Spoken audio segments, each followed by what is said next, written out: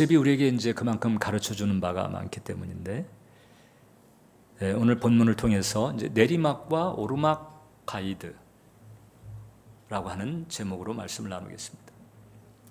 그러니까 이제 요셉이 내리막일 때 오르막일 때 어떻게 처신해야 될지 이것을 잘 가이드를 해 주었다는 얘기죠. 자, 여러분, 요셉 당시의 애굽은 어떻게 보면 온 세계 가운데에서 가장 앞선 그런 문명 국가였습니다. 그 화려하기로 이름났던 그 바벨론, 그 이제 수백 년 뒤에 등장하잖아요. 그 바벨론조차도 애굽의 영화에 비하면 턱이 없습니다. 지금 현대로 쳐도 미국과 EU 이것을 합친 것보다도 더 그 당시의 수준으로 봤을 때는 가장 앞선 최고의 문명권이었고 최고의 강대국이었습니다. 그런데 성폭행 미수범이라고 하는 딱지를 가지고 옥살이하던 요셉이 갑작스럽게 그 나라의 2인자가 되는 거예요. 총리 대신이 되는 거예요. 갑작스럽게 권력과 부가 엄청난 밀물처럼 요셉의 인생에 임하게 됩니다. 41절을 보면 바로가 또 요셉에게 이르되 내가 너를 애굽 온 땅의 총리가 되게 하노라. 사실 요셉이 이런 기대를 한 것은 아니죠.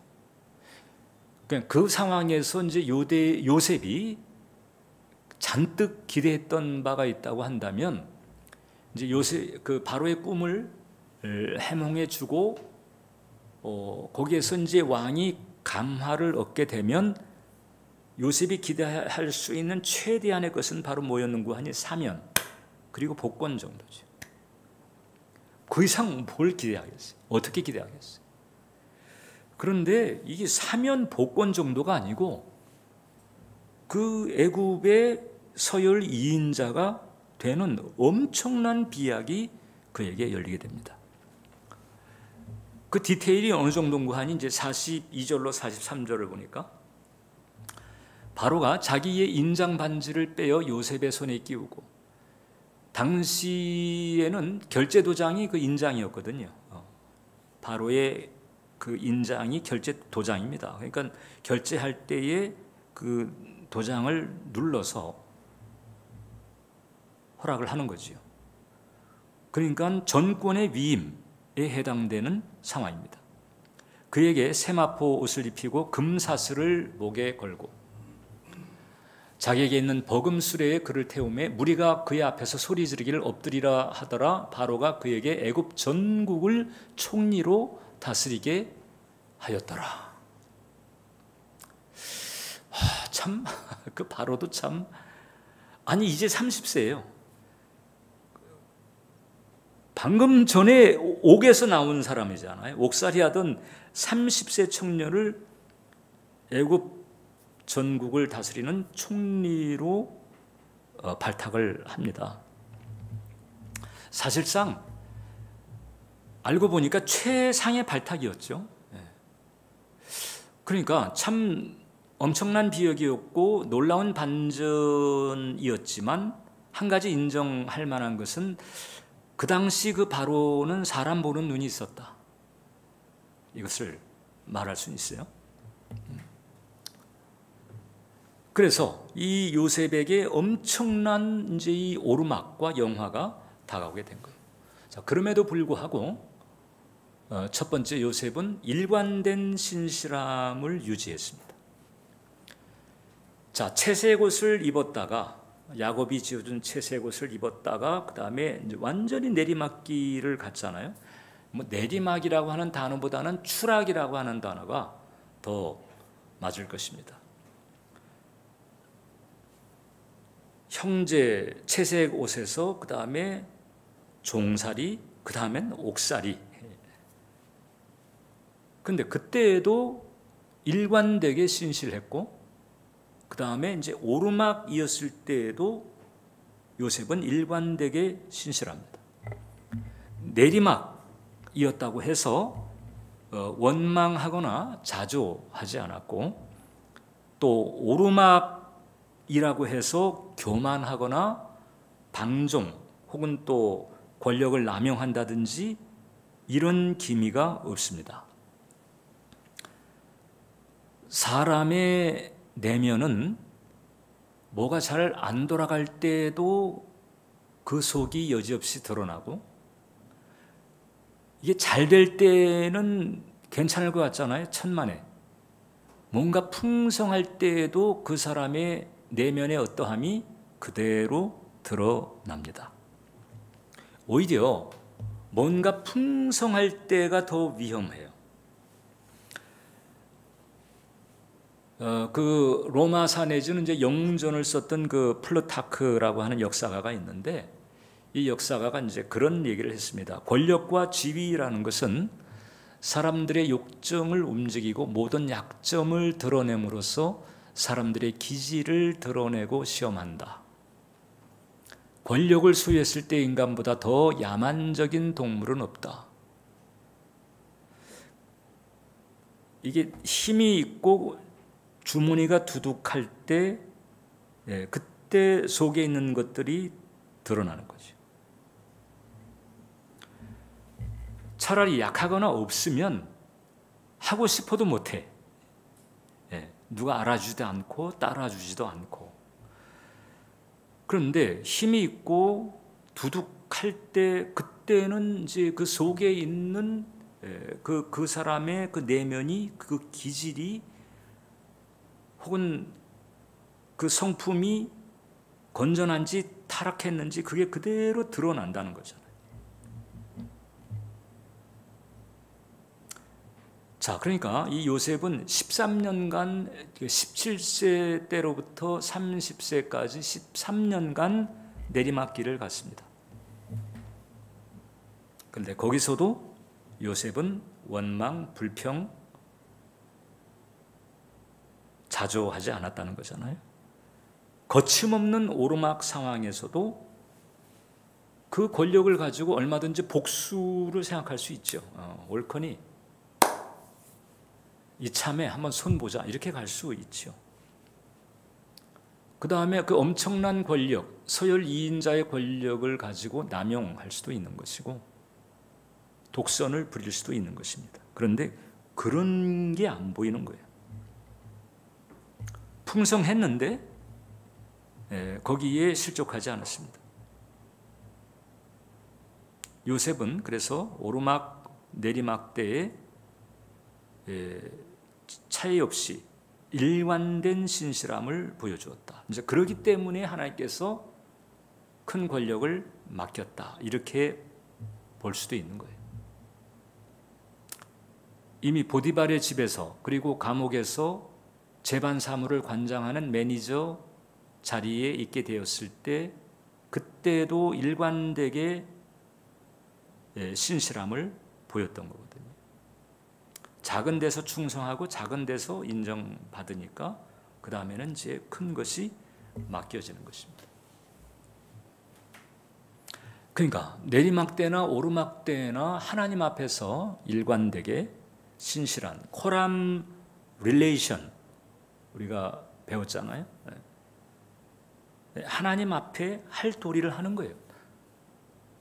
누가 나를 모함하든 비난하든 나를 팔아먹었든 누명을 씌웠든 거기에 상관없이 그냥 하나님 앞에서 하나님이 원하시는 그 길대로 신실하게 생각하려고 하고 행하려고 하는 그 영성이 요셉에게 있었다라고 하는 거죠. 이것이 이제 하나님께서 쓰시는 사람의 중요한 구비 조건이다.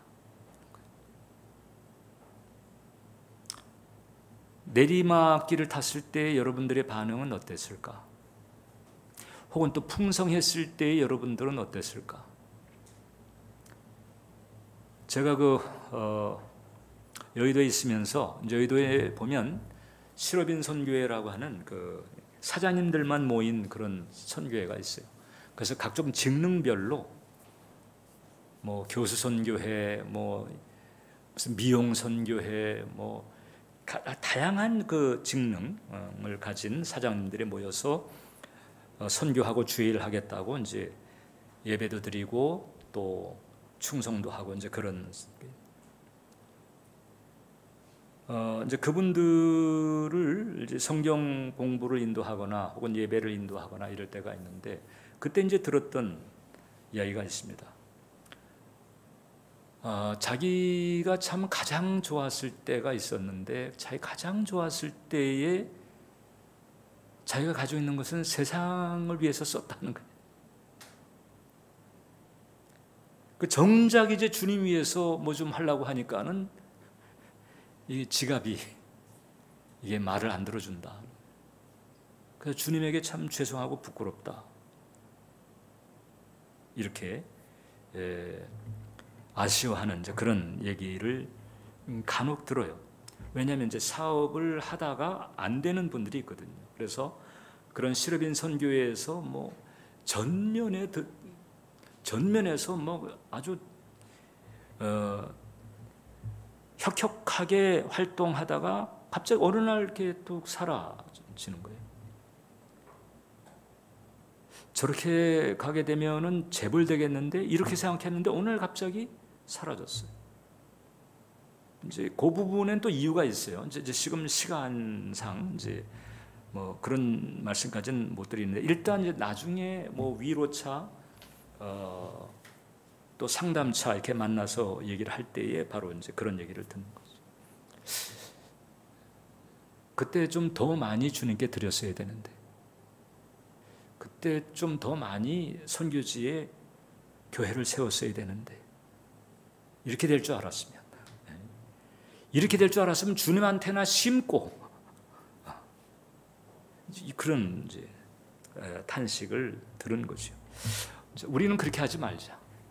가장 최상일 때, 가장 풍성할 때, 가장 풍성한 것, 가장 좋은 것을 주님께 드려야 할 줄 믿습니다.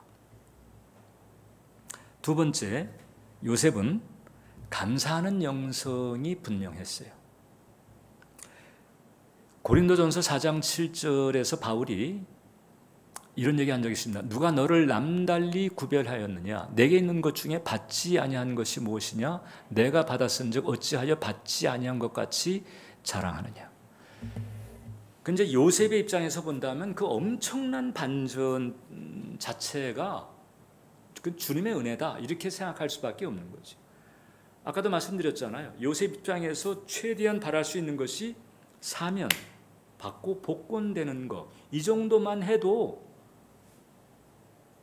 할렐루야 아니겠어요? 그런데 서열 2인자가 되는 거예요. 그러니까 너무 엄청나니까 이 주님의 은혜인 거예요. 이건 내 실력, 뭐 내 재능, 내 노력 가지고 했다고 할 수 있는 여지가 아예 없는 거예요. 온전히 주님의 은혜다. 사실 우리가 예수님의 십자가를 통해서 이미 받은 은혜, 우리에게 주어질 은혜라고 하는 걸 생각해 보면 요셉보다 더 엄청나죠. 요셉은 서열 2인자였지만 우리는 그리스도의 신부거든요. 영원한 하나님 나라에서 그리스도의 신부로서 그리스도와 함께 모든 것을 나눈 신부니까 신랑이 누리는 것 고스란히 다 누린다는 거잖아요. 근데 그게 이제 영원토록 그런 반열에서 그렇게 된다는 거잖아요. 엄청난. 근데 자꾸 우리는 이제 이 물질계를 살다 보니까 자꾸 이제 물질적인 것으로 하나님의 그 은혜를 측정하려고 하는 오류가 많은 거지. 근데 요셉은 이 대목에서 하나님의 눈을 벗어나지 않았습니다. 누가 너를 남달리 구별하였느냐? 하나님이 구별을 했고 하나님께서 다 주셨다. 그걸 어떻게 알 수 있는 거 하니? 두 아들을 낳았을 때 그 아들의 이름을 이제 짓는 거잖아요. 아까 우리가 읽은 성경 말씀인데 장자는 므낫세라 이름을 지었습니다. 므낫세는 이름 뜻이 뭔가 하니 하나님이 고난을 잊게 했다.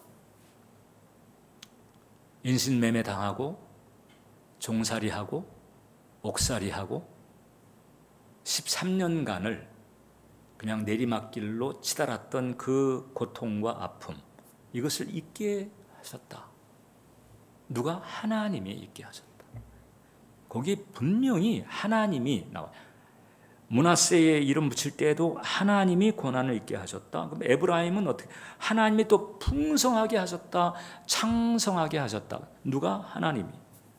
고난을 잊게 하시는 분도 하나님이고 창성하게 하시는 분도 하나님이고, 이 모든 축복의 근원이 하나님으로부터인 것을 잊지 않았습니다. 지금 바로 왕이 그 온 제사장의 딸을 마누라로 붙여주거든요. 그리고 애굽식의 이름을 붙여주었습니다. 근데 그 이름을 보게 될 때 다 그 애굽의 우상과 관련된 이름이에요.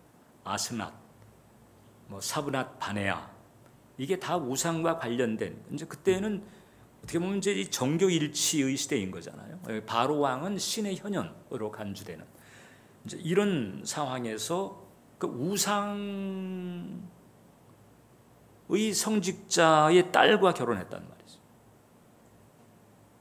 그러니 우상의 파워가 얼마나 현실적으로 작용을 했겠어요.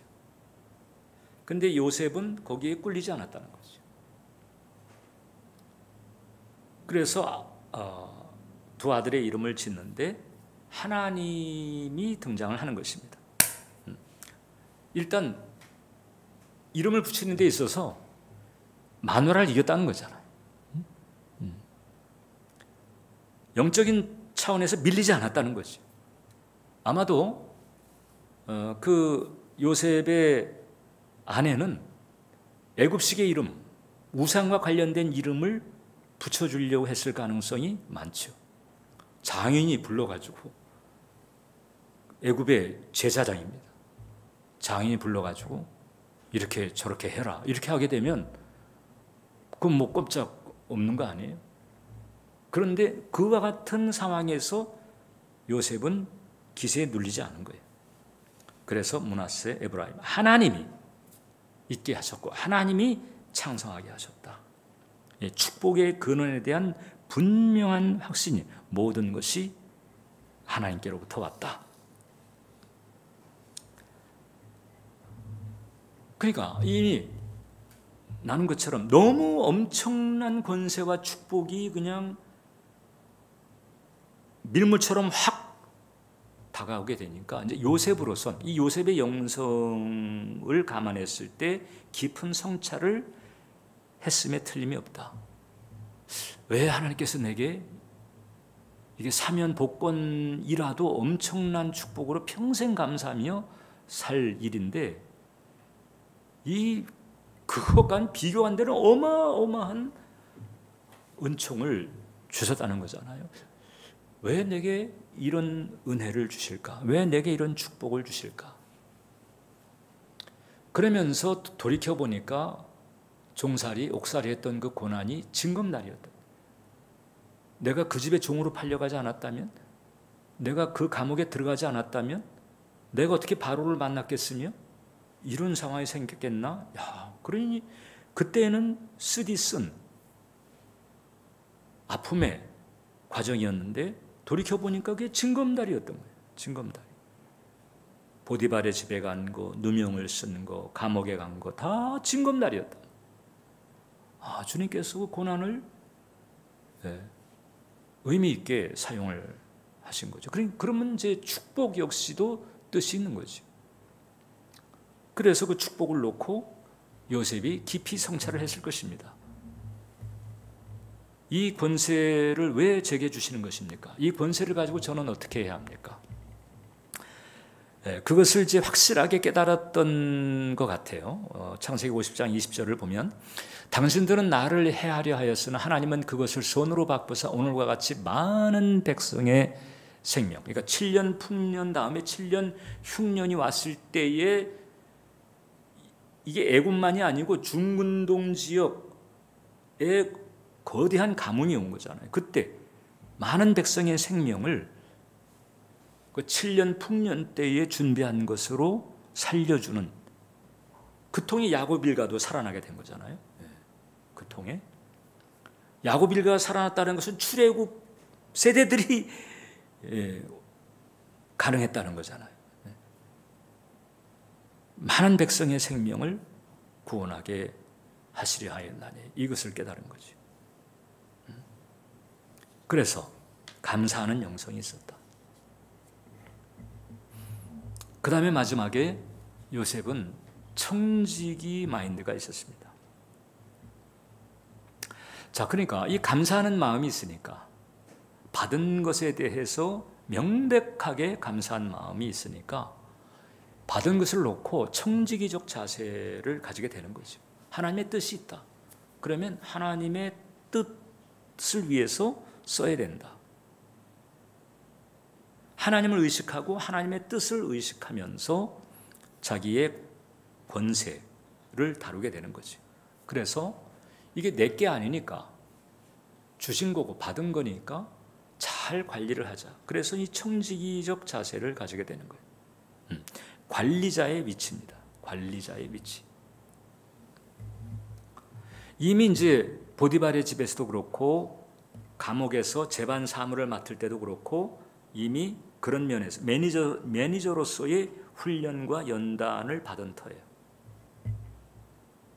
그래서 자기에게 주어진 그 엄청난 그 권력, 이것을 청지기적 자세를 가지고 겸허하게 주님 그 뜻을 이루기 위해서 활용을 합니다. 그 41장 56절 57절을 보면 온 지면에 기근이 있음에 요셉이 모든 창고를 열고 애굽 백성에게 팔세, 애굽 땅에 기근이 심하며 각국 백성도 양식을 사려고 애굽으로 들어와 요셉에게 이르렀으니 기근이 온 세상에 심함이었더라. 그러니까 이 애굽을 다스리는 가장 최상의 매니저 자리에 딱 있는데, 총리 대신으로서 특별히 식량 관리, 이게 이제 7년 풍년과 7년 흉년, 이 식량 관리에 있어서 전권을 준 거잖아요. 그러면 엄청난 이 권력을 가지고 얼마든지 이 비리의 유혹을 받을 수 있는 거죠.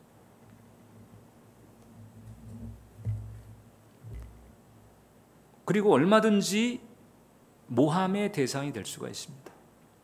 왜냐하면 이 요셉이 이주민 출신인 거잖아요. 네.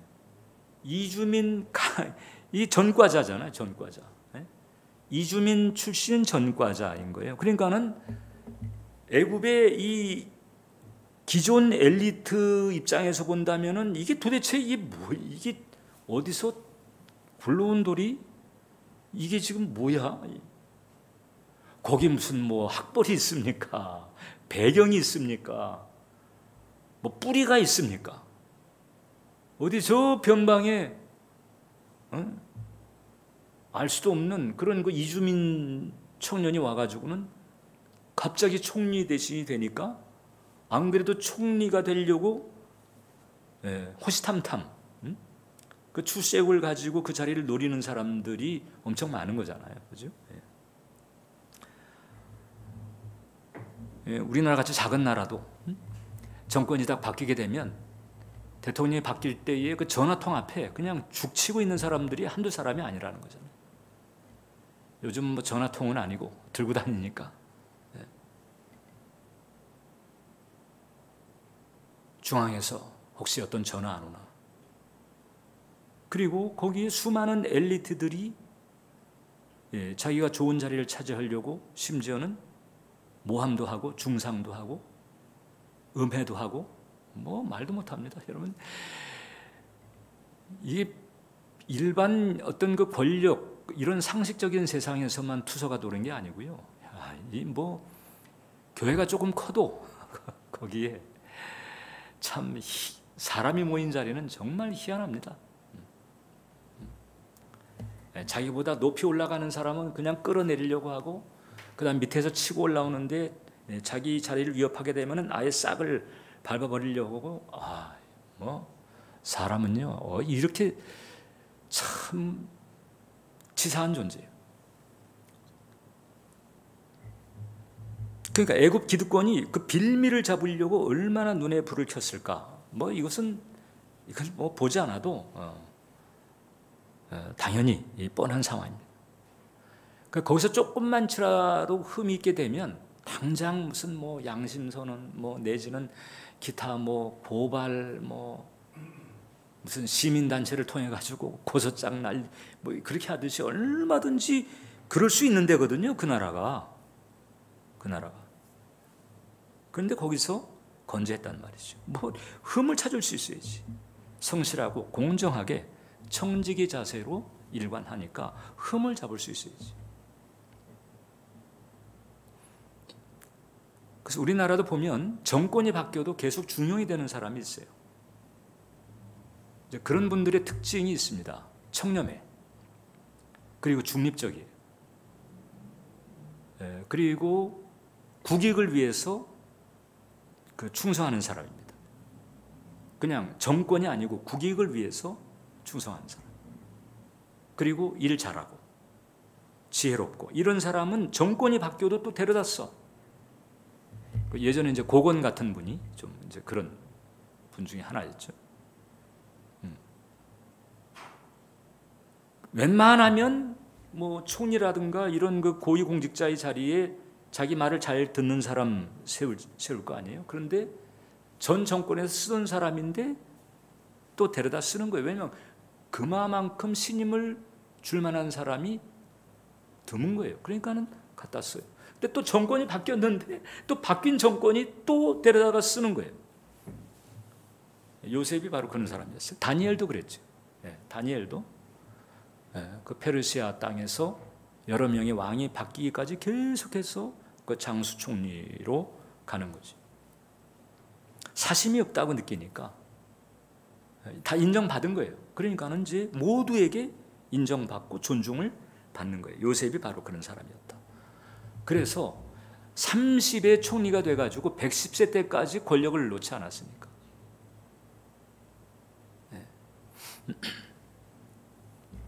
그래서 내리막과 오르막, 온탕과 냉탕에 지혜롭게 잘 대처를 한 사람이다. 그래서 저는 요셉에게서 바울의 영성을 또 보는 거예요. 빌립보서 4장 12절을 보면 나는 비천에 처할 줄도 알고 풍부에 처할 줄도 알아 모든 일 곧 배부름과 배고픔과 풍부와 궁핍에도 처할 줄 아는 일체의 비결을 배웠다. 코람데오지요. 주님과의 사이의 친밀함이죠. 모든 상황에 다 자족하는 거예요. 오르막이라고 해서 교만하지 않고 내리막이라고 해서 시험 타지 않고 모든 상황에 처할 줄 아는 일체의 비결이 요셉에게도 있었다. 그런 거잖아요.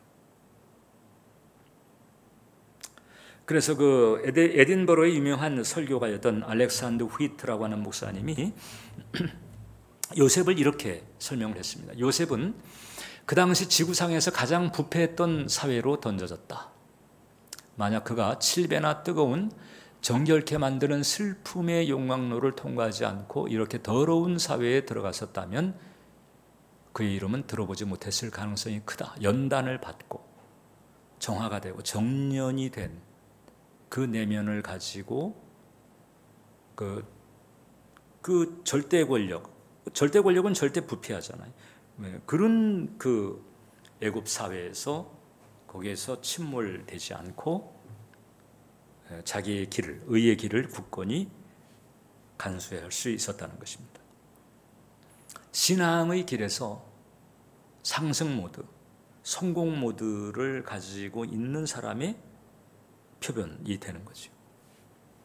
여러분들에게 오늘 우리가 나눈 이 세 가지 포인트가 잘 구비가 된다면 하나님은 이제 그런 사람을 찾고 있습니다. 큰 돈도 맡기고 큰 권세도 맡길 사람, 이걸 맡겨도 탈나지 않을 사람, 하나님이 찾고 있습니다. 그래서 당신의 영광을 위해서 요셉처럼 그렇게 쓰임받은 그 사람을 하나님은 찾고 있습니다. 하나님이 찾는 그 사람 되시기를 축원합니다. 여러분들의 자녀들이 또 그렇게 자랄 수 있도록 양육을 해야 할 것입니다. 기도하겠습니다.